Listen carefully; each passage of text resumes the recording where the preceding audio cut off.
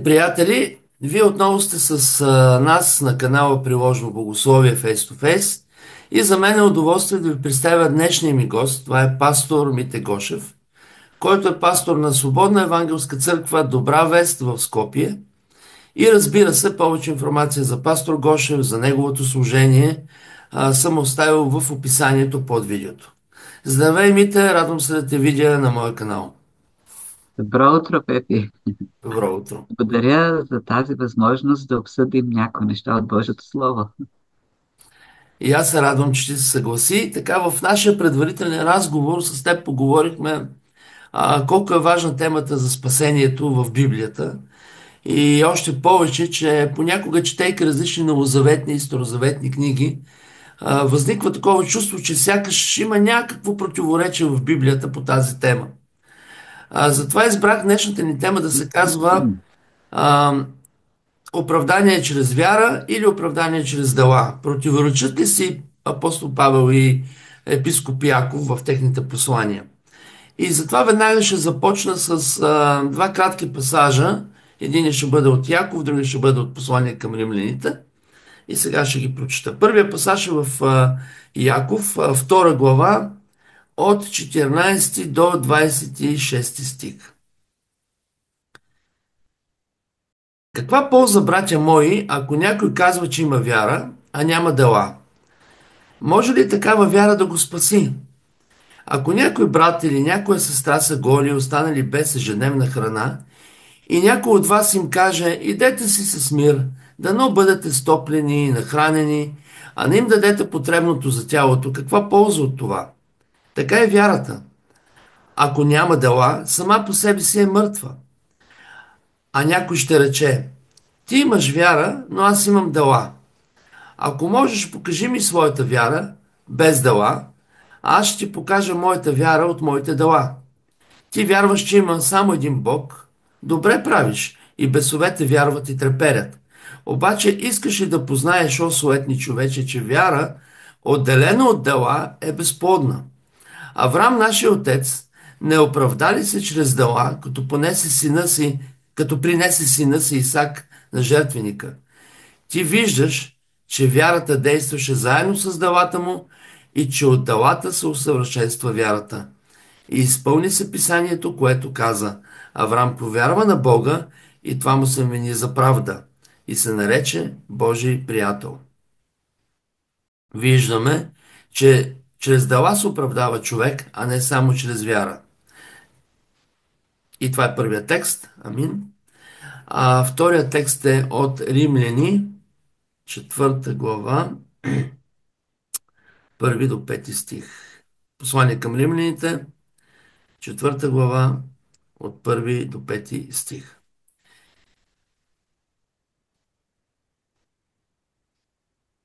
И тъй, какво ще кажем? Че нашия отец Аврам е придобил по път. Защото ако Аврам се е оправдал с дела, има с какво да се похвали, само че не пред Бога. Понеже какво казва писанието? Аврам повярва в Бога и това му се вмени за правда. А на този, който върши дела, наградата му не се счита като благодеяние, а като дълг. А на този, който не върши дела, а вярва в онзи, който оправдава нечестивия, неговата вяра му се вменява за правда. И така логичният въпрос, Мите, който днес си задаваме, прочитайки тези два пасажа, а пасажите са много повече, има ли някакво противоречие в тези стихове? Можем ли да търсим противоречие или има нещо, което ги обединява, нещо, което ги събира? Ами, аз мисля, че Словото на Бог като божествено не може да има противоречия. И когато говорим за самото оправдание, Библията е категорична, Новия Завет е категоричен, че това става само чрез вяра. И когато говорим за дела, всъщност, за оправдаване чрез дела, трябва да има предвид и Яков, и Павел всъщност говорят в един много конкретен, специфичен контекст. И Яков пише до евреи, И Павел, когато в Римляните 4 глава пише този текст, има пред отново евреи и юдеи, които разчитат на спасение, на оправдание чрез изпълняване на делата на закона. Мгм. Закона, който беше даден от Моисей. Това е разбирането за юдейна. Той е потомъка на Авраам. Обещанията на Авраам естествено принадлежат на юдеите. Те са Божия народ. Те живеят закона и имат спасението. Това е това е юдеизма, доктрината на юдеизма. С идването на Христос, още в самото начало, когато, например, Йоанн Кръстител представя пред учениците, Христос каза: ето Божия агнец, който поема греха на света. И от тук нататък служението на Христос между юдеите е да представи неговата жертва, неговото дело като единствения начин за спасение. В разговора с Никодим, който е, между другото, фарисей и от управляващите, изряден човек, добър богослов, казва: няма да видиш Божието царство, ако не бъдеш роден отгоре. И този известен стих, който всички знаят, Йоан 3,16, в контекста на този разговор, защото Бог толкова възлюби света, че даде своя даровен син, всеки, който вярва в него, да не погине, да има вечен живот. И това обяснява какво е всъщност новораждането или раждането отгоре, или раждането от духа. Значи, и по-нататък през цялото, през Евангелията, през цялото служение на Христос, ние виждаме този, тази конфронтация всъщност на юдеите. Не могат да приемат, просто те не могат да приемат факта, че не са прияти от Бог само просто чрез делата си или служението на Моисеевия закон. Мгм. Мгм. И в един момент, когато Христос им казва, например в Йоан 6, глава 40 стих, защото това е волята на моя Отец. Всеки, който види Сина и повярва в Него, да има вечен живот, и аз да го възкреся в последния ден. И следващия стих е: и тогава юдеите ротаеха против Него. Не понеже не разбраха какво иска да каже. И това събитие приключва накрая 6 глава. Всички се тръгнаха и казаха: ами много трудно е това учение. Трудно е за приемане. И Мгм. Христос постоянно им казва: какво ви се съблазнявате сега от това? Това е истината. Това е волята на Отец. И те си тръгнаха, понеже не можеха да приемат факта, че не са спасени, ако не вярват в Христос. Факта, че са юдейски народ, потомци на Авраам, че изпълняват закона, не ги спасява. Те просто не можеха да се примирят с това. И това виждаме като учение още в Евангелията. В посланията се разгръща много по-ясно, особено в посланията на апостол Павел. И даже този стих в Римляните е в този контекст, че Мгм. още преди закона начина на оправдаване беше чрез вяра. Така Авраам беше оправдан, чрез вярата, преди да направи каквото и да е някакво конкретно дело. Това е от 15 глава цитат, където Бог сключи завет с Авраам, т.е. поднови завета. Това е един едностранен завет. Даже Авраам спеше през цялото време, когато направи всички тези неща. Авраам прие с вяра обещанията на Бог и това му се вмени за правда, му се зачити. Зачисли се като правда. Записа се на неговото конто като правда.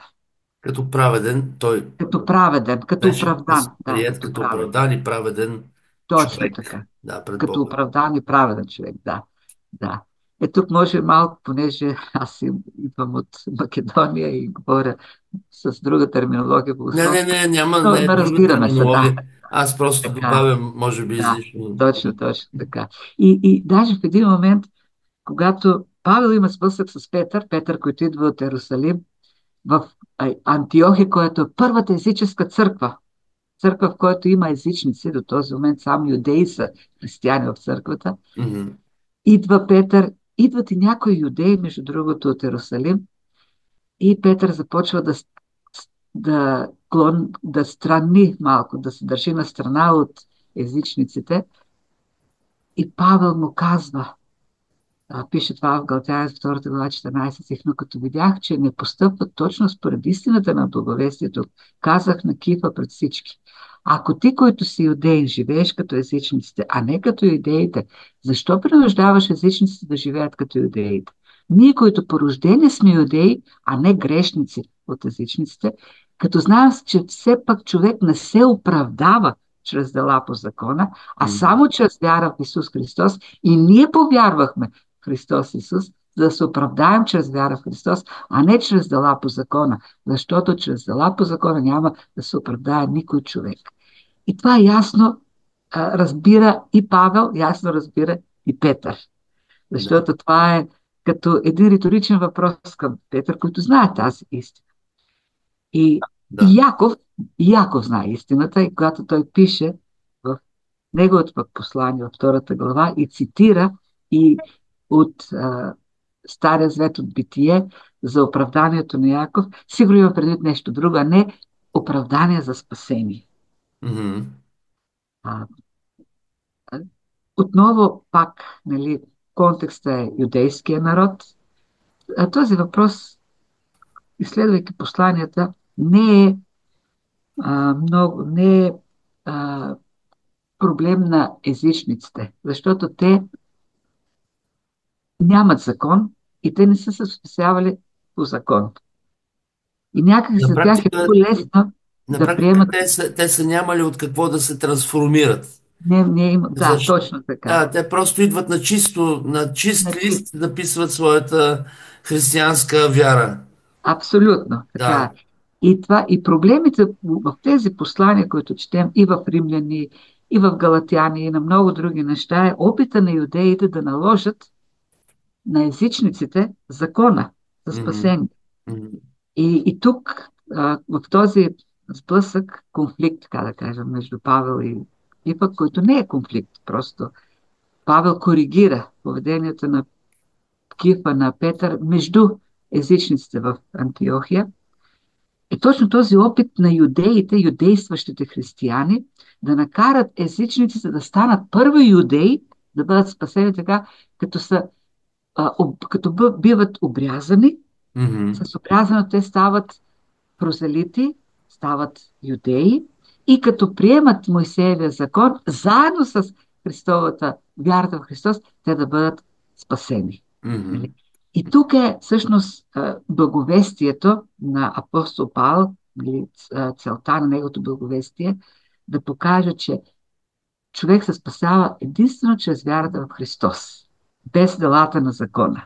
Закона и като цитира всъщност Авраам, Битие, той каза, още преди закона беше оправданието по вяра, чрез вяра по благодат. И когато дойде закона, и той ясно пише това в Галатяни 3-4 глава, закона не отмени предишното. Мгм. Закона е само като една скоба, който още повече трябва да покаже нуждата от благодатта, като един детеводител да доведе човечеството, юдеите, човечеството до Христос, разбирайки, че чрез закона просто няма усъвършенстване, няма спасение, няма оправдание. Защото закон е толкова съвършен, отразява божествения характер и никой не може да изпълни закона за спасение. И така, всъщност, добавката на закона е не за да опровергае спасението по вяра, благодат, както беше в случая с Авраам, не да отмени това, Мгм. което беше дадено с Авраам, но да потвърди още повече. Да. И сега относно Яков, пак и трябва да има тук един друг момент предвид. Посланието, контекста на посланието е хора, които след като са повярвали, те са отишли в някакъв си антиномианизъм или а, такава благодат, която лишава човек от каквито и да е дела. Тоест, живот, в който няма никакъв закон, никакви правила. Мгм. Всяка доброта в човека е а, между другото, това е проблема на езичниците. Виждаме ние, когато апостол Павел проповядва за свобода в Да, Христос, да. благодат и Мгм. така нататък, виждаме антиномияни, които отиват в блудство, продължават да посещават публичните домове в Коринт или на другите места, погрешно разбрана благодат. Да. Благодат, който М. води до един ненравствен живот. И апостол Павел предупреждава, изобщо това не е благодатта. И тук в Яков ние виждаме хора, които казват, ние сме спасени по благодат, няма закон и сега може да правим каквото искаме. А Никакви добри дела. между другото, тези хора са евреи, които са били Еврей. юдеи. Мгм, точно И така. да, и тяхното разбиране в един момент, ако правилно те разбирам, става Мгм. такова, че след като оправданието не е чрез дела, няма нужда от никакви дела. Абсолютно, Да. абсолютно. Това е проблем. Корекцията на Яков за делата Мгм. Мгм. изглежда, че е напомняне за това, че делата са част от живота на християнина. Точно така. Точно така. Точно така. А, проблема в Новия Завет, който виждаме с това учение за благодата е от една страна един вид легализъм, който Мгм. има в тези ерусалимските, кажем, юдействащи християни от църквата на Яков, повече в Иерусалим, и езическата църква, която, която идва от езическа происход, който е, чието поклонение е било пълно с разврат, беззаконие и така нататък. Мгм.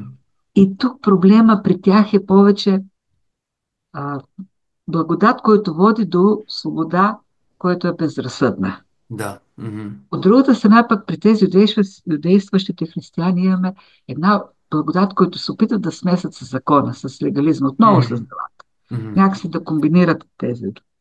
Но двете крайности може да ги видим не само при юдеите, и виждаме и при едните, и при другите. Да. Мгм.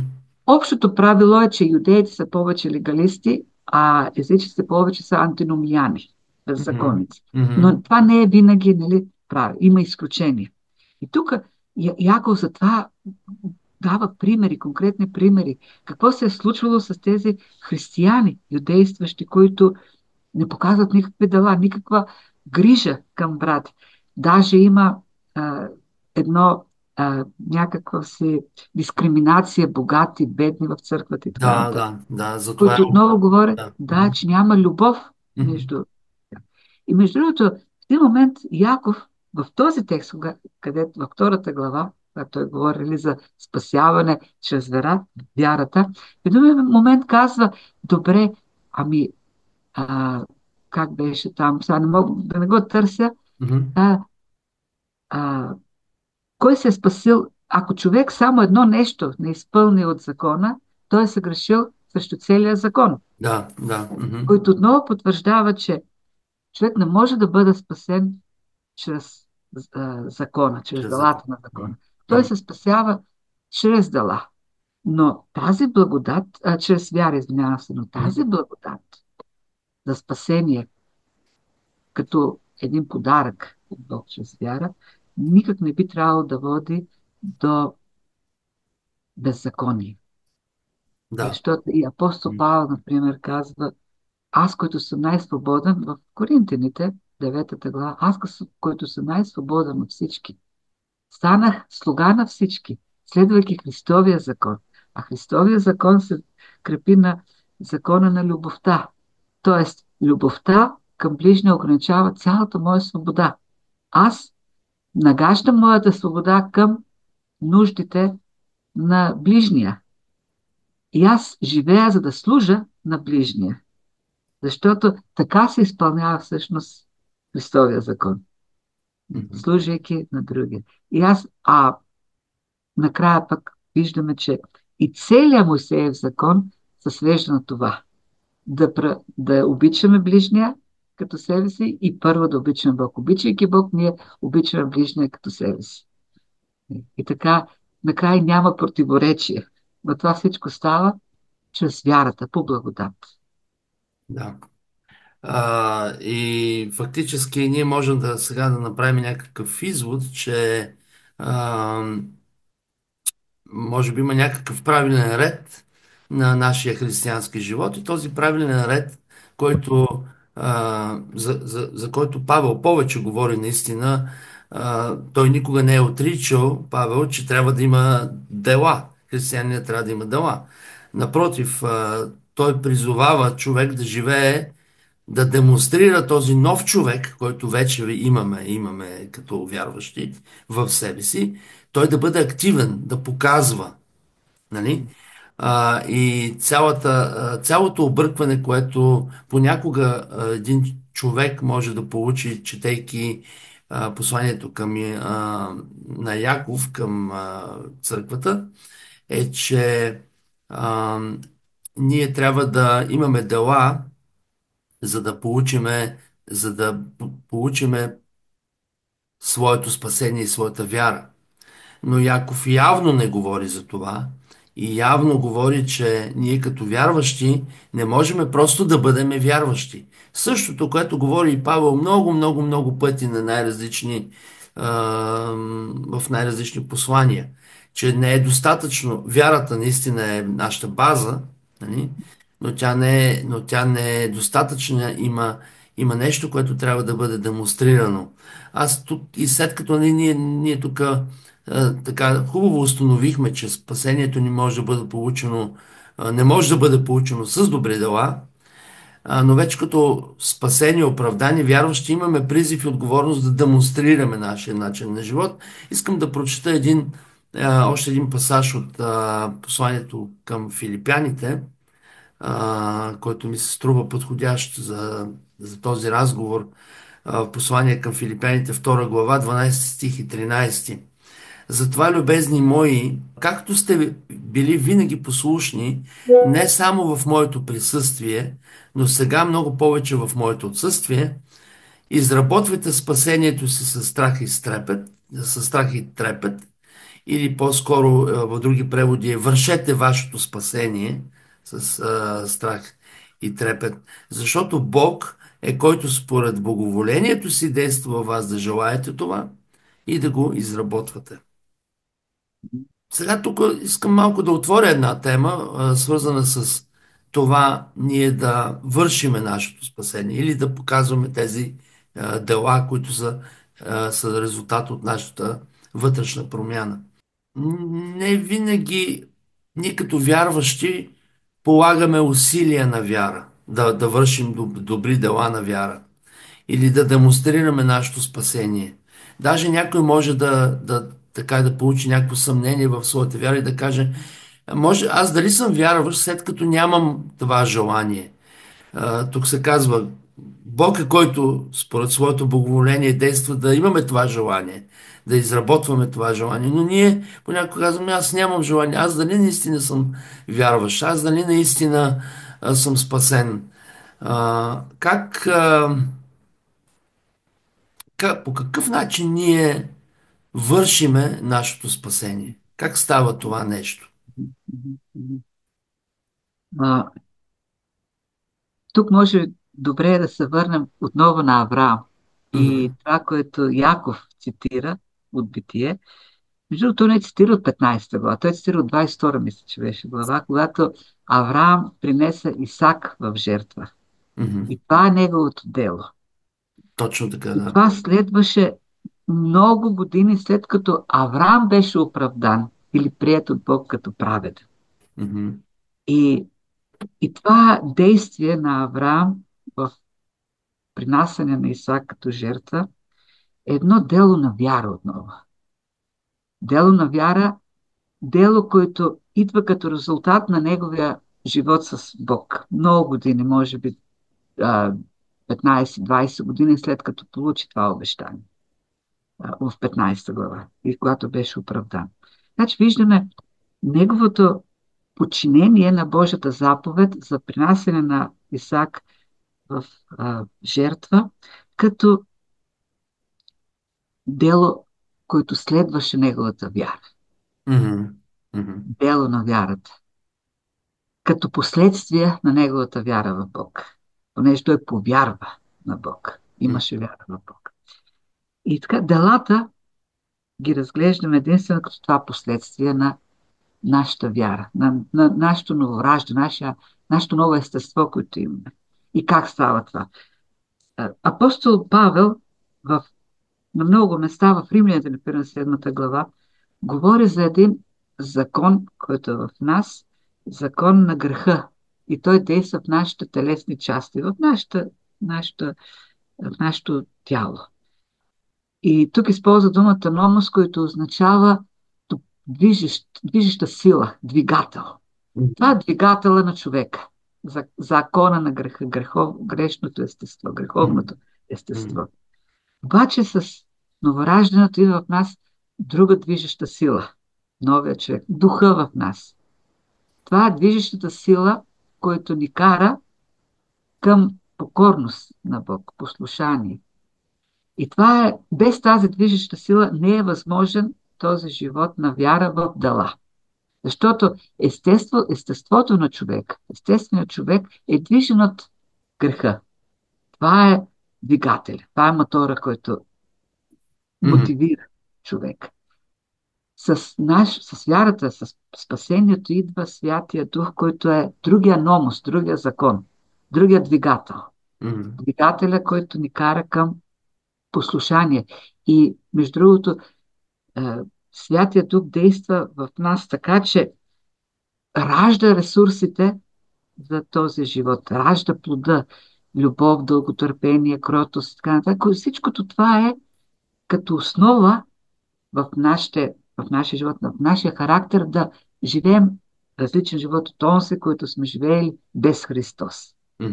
Така че това е естество вече в нас. Разбира се, старото естество остава, но новия закон, новия номос, който е по-силен, духа, умъртвява стари. И това е един процес.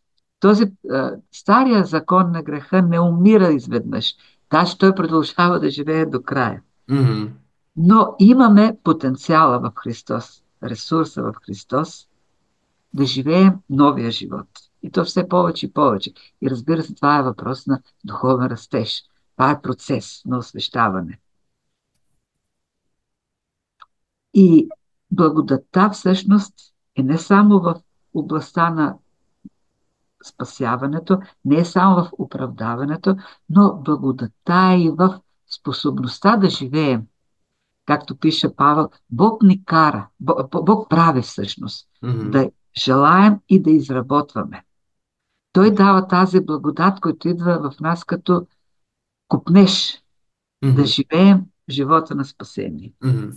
Тоест, живейки в Христос, с Христос, чрез вяра, в покорност на Словото, в общение, в молитва и така нататък, ние да изработваме. Тази дума, всъщност, изработвайте спасението или вършете спасението, е специфична. И този стих Павел слага, интересно, не случайно, след като ни представя делото на Христос на кръста. Какво той направи? Той направи, той който беше, нали, Божието обличе, Божия образ и така нататък, отказа всичко, взе себе си образ на слуга и до тази мяра се смири, стана послушен, даже със смъртта, каквато и да е смърт на кръст. И имайки преди всичко това, тази жертва на Христос, която е за спасение, той започна делото, той ще довърши до края. В същото послание в началото каза това апостол Павел и продължава. Затова, възлюбени, като сте били послушни винаги и когато аз съм бил между вас и сега, когато не съм между вас, изработвайте. И тази дума изработвайте и вършете думата е всъщност добра. Какво е вършене? Човек, не знам дали имате вие в България тази вършене, е това, събирането всъщност на житото. Събирането на плода. Вършене. Да, събирането на плода от нивата. Това, което всичко вече е родено, което като плод имаме.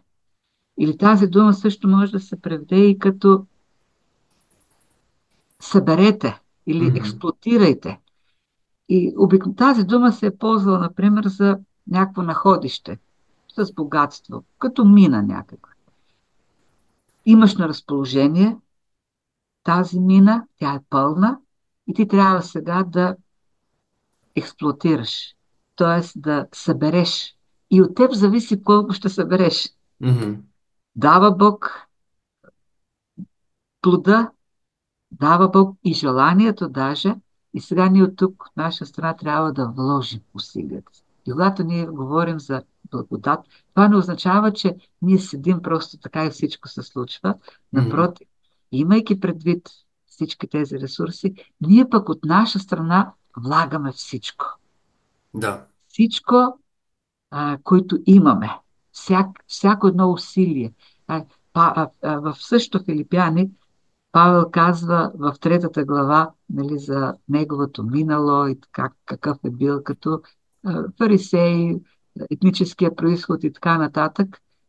Продължава и казва, но всичко това сметнах за измет, нали, и стремя се към горното призвание. Да бъда достигнат за това, за което съм бил достигнат от Христос.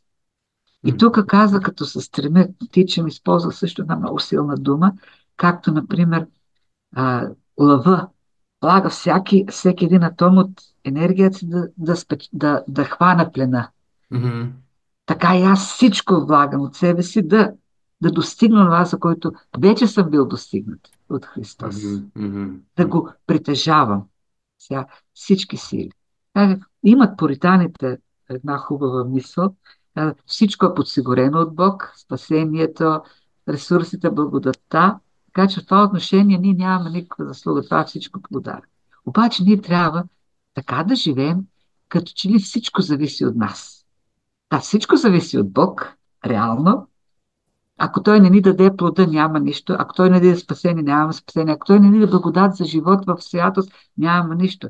Но ние живеем като християни, като че ли всичко от нас зависи. Влагаме всичко от нас, като че ли всичко от нас зависи. И това е и учението на апостол Павел. И той казва, всичко влагам от себе си. Боря се, тичам. Да,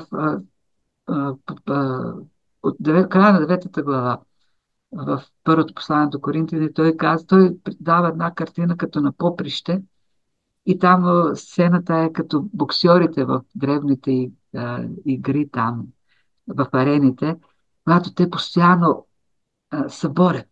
Мгм. Ако спусне гарда, той е нокаутиран. Той трябва да държи и да бъде наштрек, Мгм. да се бори, да замахва. И той даже тази дума използва, замахва постоянно. Мгм. Бори се, за да не отпадне. Той, който е толкова много тичал и толкова много се е борил. Значи има от друга страна и а, стремеж за всичко това да се усвои, Мгм. Мгм. което ни е по благодат дадено. Той дава и желанието, той дава всичко, но ние трябва да вложим тези старания от нашата страна. И даже ето и в Ефесяните, втората глава, който толкова много се цитира, за спасение по благодат, нали? Че по благодат сме спасени, 8 стих, 9 стих, не чрез дела, И чрез това. така нататък. И приключва този пасаж, кратък пасаж с 10 стих, защото сме Негово творение, създадени в Христос Исус за добри дела, които Бог отнапред е наредил да ходим.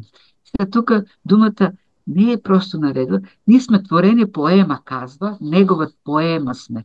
Негово творение дело, Мгм. и говори и добри дела, които той отнапред вече ги е отново като поема подготвил, приготвил. Мгм. Да. Те са вече като дадени. Ние трябва да ги усвоим с нашите усилия. Да. Той ги е подготвил, подсигурил и те са на разположение, на наше разположение сега с по благодат и силата, която ни е дадена по благодат и желанието да ги усвоим. Да. И така ще изпълним накрая и закона. Да. Защото закона не се изпълнява с телесните усилия, с стария човек, с закона на греха. Закона се изпълнява с това ново естество. Разбира се, не да се спасим, но вече да бъдем спасени. И почти само още два стиха от Галатяни 5 глава 13 стих казва, защото вие, братя, към свобода бяхте призвани. Само не превръщайте свободата в разпуснатост на плътта, но с любов служете един на друг. Мгм. Да обичаш ближния си като себе си, защото целият закон се изпълнява в една дума, именно и тази. Да обичаш ближния си като себе си. И после продължава. И така казвам, вече следващия си. Ходете по духа и няма да огаждате на плътските страсти. Защото плътта силно желая противното на духа, а духа противното на плътта. Понеже ще се противят, не може да правите това, което искате. Тук виждаме, духа вече дава основата. Възможността ние да живеем този живот на послушание на Бог, да изпълняваме Неговата воля, а основата на всичко това е да обичаш ближния като себе си. И се връщам пак на Яков, втората глава. Контекста на втората глава на Филипяните има един стих. Имайте в себе си същия дух, който е имал Исус Христос, който като беше в Божия образ, пак не счете, че трябва твърдо да държи равенство с Бога, но се отказва от всичко, като прие образ на слуга и стана подобен на човеците. И като прие човешки образ, смири себе си и стана послушен до смърт, даже до смърт на кръст. И аз тук искам само да добавя някак. Ние споменахме преди това с тебе, ти спомена за това колко е важно изграждането на християнски характер и освещението, защото нищо не става автоматично. Ние не получаваме автоматично един съвършен християнин в себе си. Както ти спомена, ние идваме с старите си навици, с старите си желания. Имам пред, идваме в християнския живот, като спасени. И слава Богу, че Бог ни спасява именно несъвършени. И оттам започва един процес. И този процес, като че ли, аз винаги съм го чувствал като паралелен. Никога не съм видял да се казва: ти първо усъвършенствай характера си и после върши добри дела. Или пък и обратното не върви, да вършиш добри дела, когато ти няма какво да, нямаш, нямаш какво да покажеш. Но това върви паралелно. Нали? Това върви заедно. Ние имаме един характер, който имаме желанието да бъде подобен на духа на Христос. Този начин, нали, има се предвид начин на мислене. Имаме желание за това, стараеме се да го променяме, но това автоматично се прилага. Веднага има приложение. В добри дела може да са някакви малки добри дела. Не всеки ще бъде световно известен евангелизатор или световно известен, не знам си какъв водач, не знам си какво.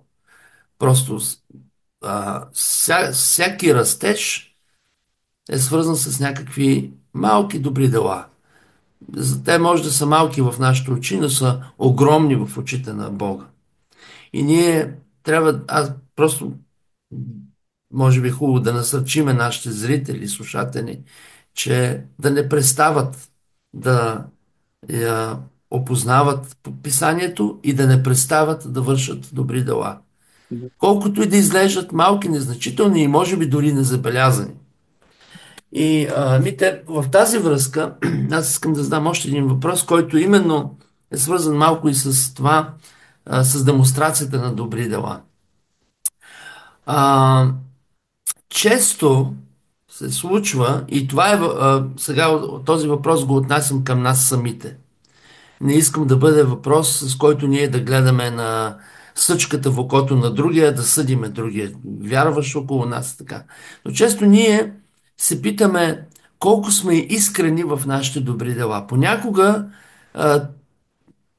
ние казваме: ето, ние сега вършиме добри дела на вяра, но всъщност понякога може би имаме желание да се покажем пред останалите или да станем част от една общност, която искаме да бъдеме, нали, някаква християнска субкултура там. Събират се домашната група на красивите, примерно.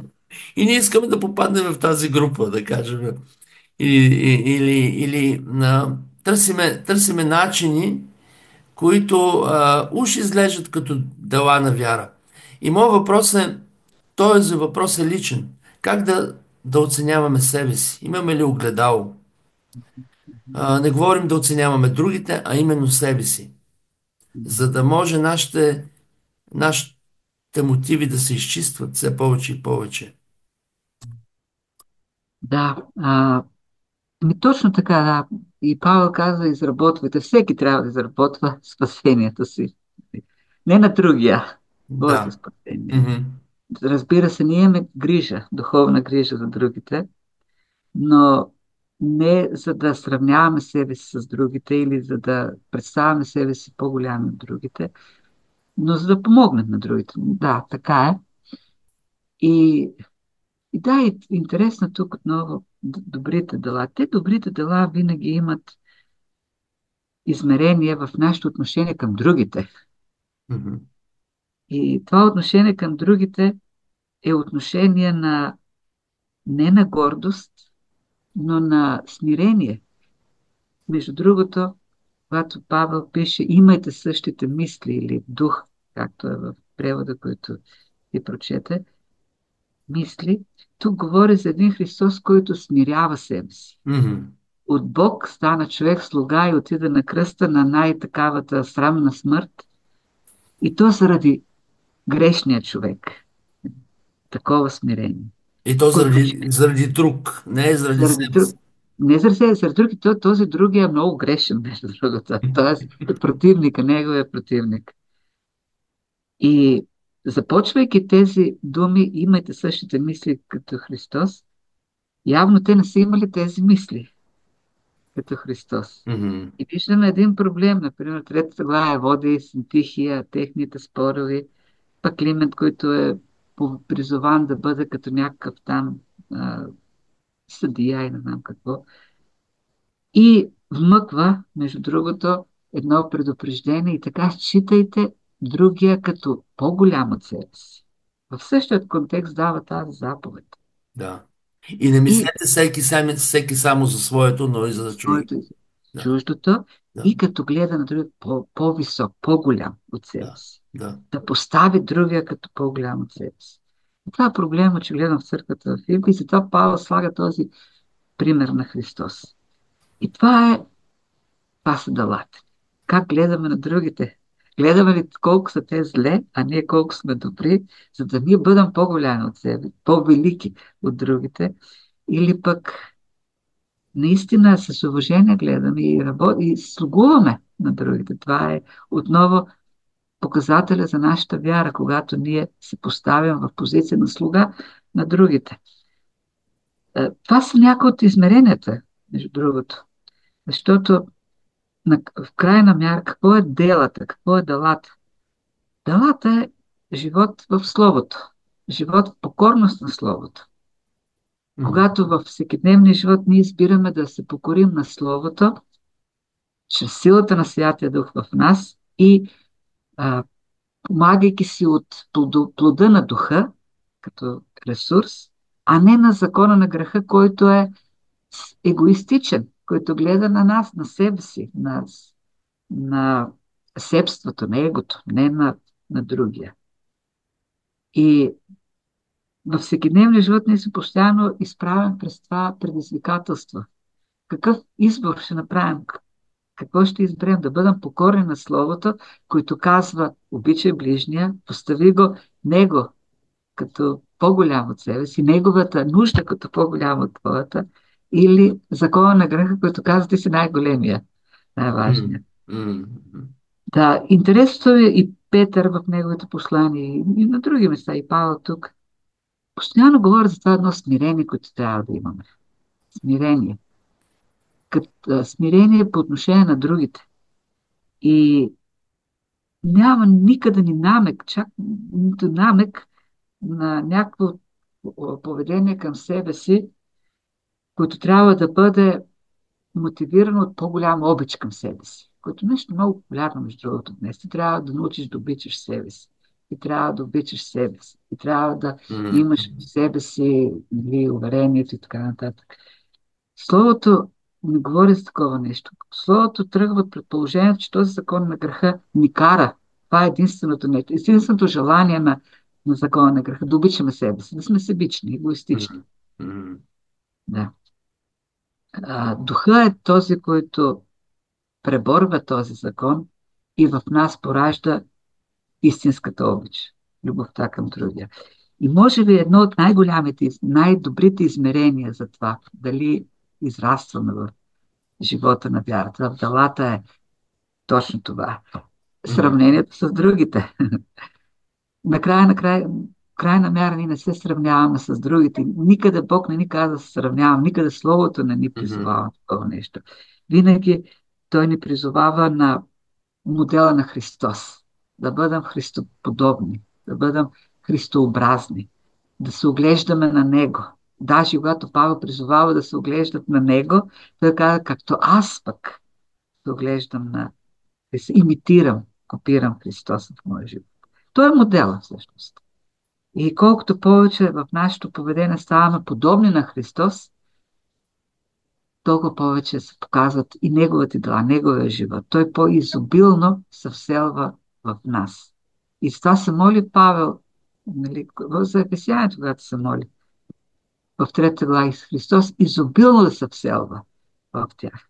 Той да става като домакин в все повече части от живота на вярващия, като някой, който разполага с живота. И това отново, разбира се, става по благодат. Духа прави възможно всичко това. Но за нас е необходимо да се посветим на живот на Словото. Словото е живота. Словото дава живот.